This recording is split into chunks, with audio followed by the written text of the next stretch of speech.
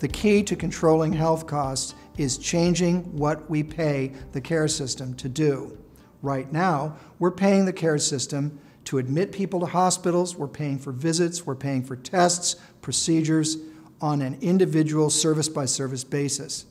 I think what we need to do instead is, in the very first instance, everybody in our country, we ought to pay for a relationship that they have with a primary care provider or a clinical team. Instead of paying per visit or per test that that primary care doctor does, we need to pay a fixed amount of money per month to the caregiver, and they'll provide a scope of services within that fixed budget so they can reduce their billing expenses, their revenue cycle costs, and rededicate some of their clinical team to supporting the care process.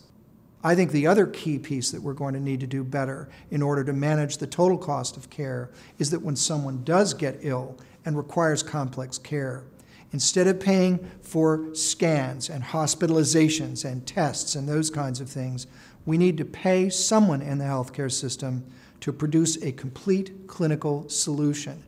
meaning from the point of diagnosis all the way through intervention to recovery. We pay that to people based on the relative intensity of illness of the patient, and we try to encourage the clinical team to organize around clinical protocols to more effectively address how you manage that episode of illness in a thoughtful and responsible way.